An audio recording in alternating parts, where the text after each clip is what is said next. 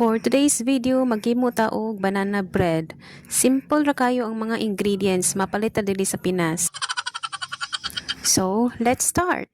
Sa bowl, magdugmok ta og 4 ka buok saging. Pwede pud ka mo gamit og smasher para dali ra. Unya kay wala man tay smasher, kay poor man ta, magtinidor lang ta no.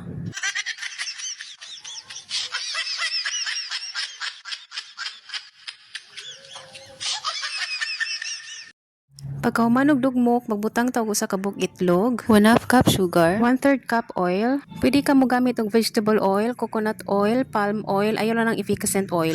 1 teaspoon vanilla extract and then mix. Pagka humanog mix, magbutang tawag 1 1/4 cup all-purpose flour, 1 teaspoon baking powder, and then 1/2 cup milk.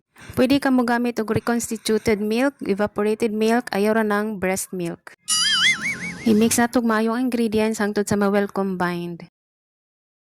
So, naingunan ni iyang texture, magbutang taog 1/4 cup nga chocolate chips, pero optional ra ni. Slightly mix lang nato, and then pagkahuman og mix, ato nang ibutang sa atoang molder. But before that, ato sang pahiran og oil para dili mo tapot ang atoang mixture. And then atong butangan og baking paper.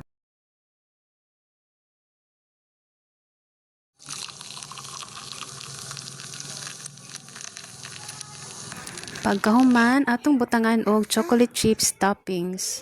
Optional ra gyapon ni ha. Naara ninyo kung inyong butangan or dili. But in my case, akong gibutangan para musamot siya og kalami tan-awon.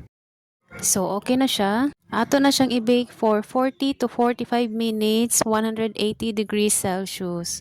Pwede po ninyo i-steam for 30 to 35 minutes or you can check it with toothpick. If the toothpick comes out clean, it means luto na siya. Ug maora to. Thank you for watching from the beginning till the end. Till next time. Bye-bye.